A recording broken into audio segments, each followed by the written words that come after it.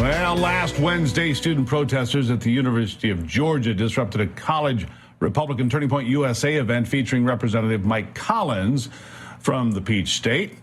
Collins' speech was interrupted for anywhere between 25 and 30 minutes while student protesters periodically stood up, yelled some, swore some, took on terrible attitudes before being let out of the room. One individual accused Collins of exploiting the death of Laken Riley, and if you don't believe me, take a look for yourself. Here it is. I got two cousins that died in the West Bank. You want to sit here and tell me that Palestinians brought on themselves? You're a How dare you come on this campus and exploit Laken Riley's death to push your xenophobic, fascist, racist agenda, trying to get immigrants kicked out of the People are in this country legally, and your f***ing cops are going to get them arrested and deported. You are fascist. You and Trump are going to burn in hell. Will you be proud to have your name attached to 30,000 corpses like more? At the same time, you're property of a police state that is here to persecute migrant laborers. Their life is worth so much more than yours. Yeah. Here with me to discuss this now is campus reform correspondent and UGA student Luke Winkler. Luke, nice to see you. Good to see you. Thank you for having me. Did you have a front row seat there? Was that you yelling? That wasn't you, right? Just kidding, Luke. Tell me about what went on right there. What are we seeing? I mean, it was just business as usual for me and my conservative student organization. We were having Collins come speak. We'd had him scheduled for a couple months.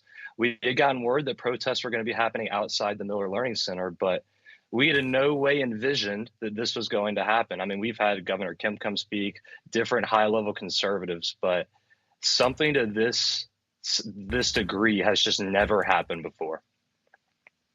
Yeah, and what do you make of that? Is there a level of anger on campus, or is it a fringe group that comes in to agitate, get clicks on social media? What's the goal here? Well, I would say it's definitely a minority, but the goal, to me, it looks like at least, is just to emotionally release. Like, these people are coddled by left-wing institutions, by professors. They are allowed to believe whatever they want. They are completely misinformed. One of the individuals that got video, now this was not on your video, called Congressman Collins a career politician, when the reality is he is a businessman turned into a U.S. congressman, and he said that whenever he was trying to introduce himself before he kept getting interrupted. So, I mean, these people do not care about the truth or have any sort of pertaining to wanting to know it. They were just there to yell, and there was no wanting to engage in civil discourse at all. Yeah. Let me ask you this. Laken Riley, they said he was using it as a political pawn, or however they put it. Laken Riley is a tragic story, happened on your campus. A young woman doing what young people do, out for a run, middle of a Thursday morning, dragged off and beaten to death viciously by an illegal alien. Those are the facts, right? The facts weren't changed. Those are the facts. A person was in the country illegally, brutally murdered her for no apparent reason, and then crushed her skull to disfigure her. Those are the facts, right? Unfortunately, yes.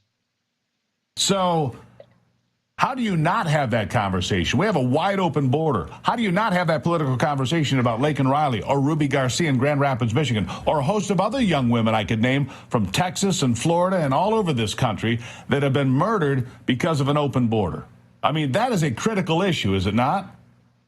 100%. And I think it stems from a larger issue, too, which was the president of the United States. One, couldn't even say Laken Riley's name correctly, and two, wasn't even going to mention it at the State of the Union until Marjorie Taylor Greene interrupted him and told him to. I mean, liberals were not even addressing this or not even talking about this worldwide or across the nation until they are told to by reporters or by conservative news outlets, because they want to ignore it. Look, the Great Replacement theory is not a theory. It's what's actually happening.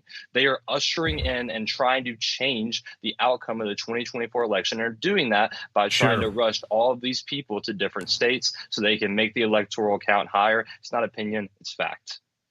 Yes, it's pretty easy to figure out. But let me ask you this. On the last question real quick here, Luke. On the campus of UGA, Is there a change of attitude among young people, not just conservative circles like you run? And I'm sure you talk to other people that have different political persuasions. You're a college kid. It's bound to happen. Is there been a mood swing because of the murder of that young woman? Has it changed attitudes? Last answer. 1,000%. Campus Reform has done a lot of work with different instances like this. But I mean, I've had people know that I had the biggest conservative club on campus. And so I talked with them about different issues a lot. And I've had so many conversations with people the last couple of weeks where they're saying, you know, I wasn't necessarily planning on voting. I wouldn't necessarily call myself that conservative, but just seeing Biden's response to what is happening on campus has energized me, and I want to vote for Trump this November. I've had many conversations with people like that, and there is definitely a passion and a fire that is being stirred among many young people on campus. But also there is equal outrage on the left because they believe, and one of the biggest things that you heard being said there was that Palestinians are being exploited and that immigrants, quote unquote, even though they're not immigrants, they are illegal aliens, are being taken advantage of unfairly. So there's definitely this is one of like the most harsh political climates that I've ever seen. And it is and it's not going to change anytime soon, Luke. I got to jump in and leave it there. I appreciate your time here. We'll check back in with you because the University of Georgia could dictate what happens in the state. Thank you for taking the time.